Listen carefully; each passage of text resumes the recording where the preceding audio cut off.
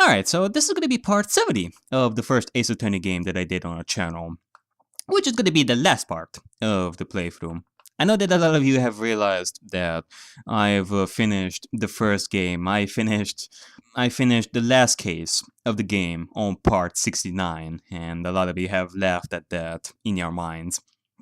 But I want to do like another part in which I'm gonna share you my thoughts about the game, what my feelings are, what my thoughts were of the game, what I really liked about the game, and all that fun stuff. And with that being said, I'm also gonna be making some comparisons to the Danganronpa series. I'm gonna make some references to Danganronpa because that way I'm gonna be able to share my thoughts. I'm gonna be able to explain things a lot better if I make some references to Danganronpa as well. And with that being said, I'm not gonna spoil anything from the Danganronpa series. I'm not gonna spoil anything like who got killed or who was the killer or how the games ended and all that. I'm not gonna spoil anything. For those of you who have never watched or played the Danganronpa series but are also interested in that, in playing or watching the series. I'm not gonna spoil anything in this. I'm just gonna make some general references to the series that will help me explain my thoughts of Ace Attorney a lot better. So you don't have to worry about that. The first thing that I want to say when it comes to Ace Attorney, especially after doing every single installment of Danganronpa, is that it felt really refreshing. It felt really refreshing and quite a relief in comparison to because of multiple things. Like for example, in Danganronpa, okay, I do have to say that both Danganronpa and Ace Attorney are quite goofy at times. They are quite goofy by nature and such. And Ace Attorney did have quite a lot of serious moments in it as well. But in Danganronpa, when I went through the entirety of the series, it was quite a roller coaster for me.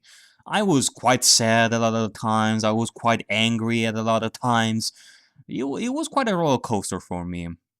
And the way they did Danganronpa is quite different from the way they made Ace Attorney. For each case of Danganronpa, for each chapter of Danganronpa, you actually ended up being quite sad for what happened by the end of the murder case. You ended up being really sad that the victim died.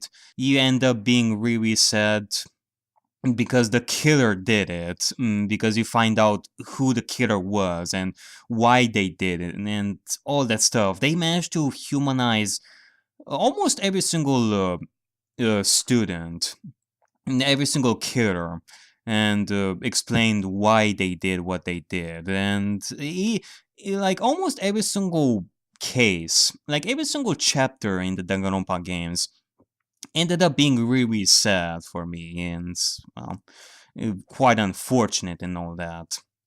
Whereas in Ace Attorney, things are a little bit different here in the sense that every single time you end a case, it all ends on a good note. You end up winning the case, the defendant is declared innocent, and they're all happy. I mean, you ended up helping Larry Butts not be declared guilty, you avenged Mia for her death because of Blanco Nino Nino Nino, you helped Will Powers not be declared guilty, you helped Edgeworth because of the whole Manfred thing, and in the fifth case as well. And on top of that, you end up saving Emma and Lana Sky from the hands of Damon Gaunt. Every single case in this attorney ended up on a good note. In Danganronpa, almost every single chapter you ended up really sad for what happened, for everything that happened in that murder case and all that. Which, yeah, in Ace Attorney's case, it is quite a relief for me. It is quite a relief, and it's quite a nice change for me. For once, that I end up finishing a case and I don't have to worry about the killer in that case. I mean, Damon Gaunt, who gives a fuck that he gets sent to jail and more than likely gets executed? Manfred von Karma? Fuck him! Dee Vasquez, well, you end up being sorry for her, but in the end, it is the way it is. You didn't get to know her that much to actually truly care about them. Blanco Nino Nino? Frank who? I mean, not to mention the victims who you don't know jack shit about them. I mean, who was the first victim in the first case? Cindy Stone, I think he was. Like the only exception would be Mia, who was really, really important to Phoenix. That's quite something. But other than that, you have uh, oh, what was the third guy's name? Like Jack, I think he was. Like in the fourth case, it was like that defense attorney. I don't know, remember his name. Was it Robert? Robert Hammond, I think it was. And in the fifth case, you had the Detective Goodman and Neil Marshall who have died in those cases. So yeah, it is quite a relief for me in Ace Attorney's case in the sense that each case ended on a good note. And best example I can give is, well, the last case where not only did you help Edgeworth once again, but you also ended up helping Lana and Emma make up after being saved from the hands of Damon Gaunt after all this. It was like the best reward that you can get out of solving such a huge case like that. It was quite great for me. Yeah, I really, really loved it. Another thing that I want to talk about when it comes to Ace Attorney is the murder mysteries. And my god, were they juicy. They were juicy and, well, quite interesting and quite complex. Oh, I guess. Yeah, I would definitely have to say quite complex in the sense that if you are to try to solve the cases in the first game, like from the start, from the first day of trial or the first investigation, you're never going to be able to solve it by yourself. The only way you're going to be able to solve those murder cases is, well, if you go through each day of trial. There is never going to be a case where you're going to see the crime scene, you're going to interrogate some people, and then that's it. You have solved the entire case way before Phoenix or before the ending of the case. Whereas in Danganronpa, while the cases were quite difficult, I can tell you that, there were times when I actually tried to solve the cases by myself, and I did manage quite a few times. And I do have to say, it was quite satisfactory for me to actually try to solve a case all by myself. It actually felt quite good for me. But in Ace Attorney's case, the fact that the cases end up being so complex that there is no way for you to solve the cases by yourself also gives it a great note. Because it is a sign of a good murder mystery as well. That it is quite complex and you have to go through a lot of steps in order to solve it. You cannot just solve things by yourself and all that if you try. But this is just a personal thing of mine. I'm probably among the minority who actually tried to solve the cases in Danganronpa like before the trial even started.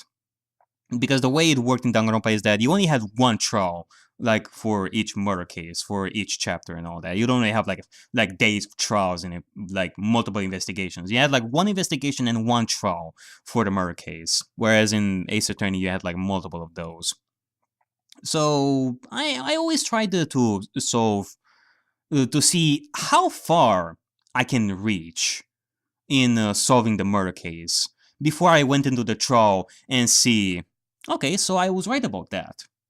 And also those moments where I thought, okay, so I guess I was wrong about that. And to see if the killer that I was actually thinking of was the right one or I was thinking of the wrong person and such. And it was always fun for me to do that. In Ace Attorney, you don't really do that. Another thing that I want to talk about is, well, the characters. And I do have to say, I really, really enjoyed the main characters of the game. And I do say main characters because, well, they are like, I guess I can call them supporting cast and so that you don't really care, you don't really give two shits about like the victims, some of the witnesses that you only see once and may actually never end up seeing them again, like the bellboy or what was that girl's name? Mia? No, not Mia, but Maya. May April. Yeah, I didn't really give two shits about her. Actually, this is something that I'm thinking of right now. This is the first time I'm thinking of this, but when it comes to witnesses, I think that they progressively got better as time went on. Like in the first cases, like the bellboy or May April, you don't really care that much about. But when it comes to the last case, like Jake Marshall or Angel Star, there is a lot more meat to them. There's a lot more stuff to talk about them when it comes to their past and their motivations for what they for what they did in the case, because the SL9 incident and all that. And the witnesses, in most cases, got progressively better because of how complex the cases ended up becoming. So that's a good note. Alright, so I talked about the witnesses and all that. So let's talk about the main characters. And I do have to say, this is something that I have been told before, and I actually did notice this too, but this was quite a Edgeworth story when I look back at this. Because, well, Edgeworth went through a lot of things in this. The second case starts with this Manfred von Karma wannabe. In the third case, because of his failure in the previous one, he ends up being quite different from the previous Edgeworth that we had encountered in the second case. And in the fourth and the fifth case, well, you already know what happened, so I don't have to really tell it. So yeah, I do have to say that when I look back at Ace Attorney, they focused quite a lot on Edgeworth's characterization in this, in comparison to, say, Phoenix, for example, who is at the start of his career, and he is quite developing. From the very first case where he was sweating bullets to, heck, the finale of the fifth case where he actually managed to defeat Demon Gans without like any help from Mia at all, through spirit channeling, or what was it called?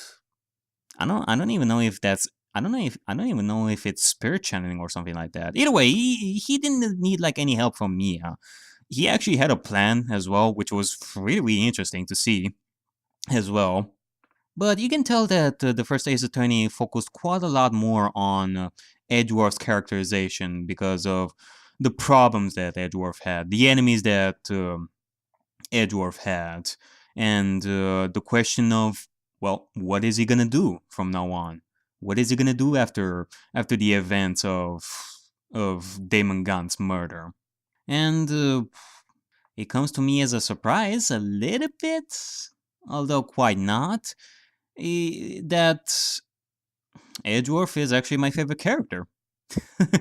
Which is actually quite funny because, well, at first he was an antagonist, and, well, it kind of depends on the future if he's still gonna be our rival and such, defense attorney versus prosecutor. Who's the best? Huh? I'm the best. No, I'm the best and such.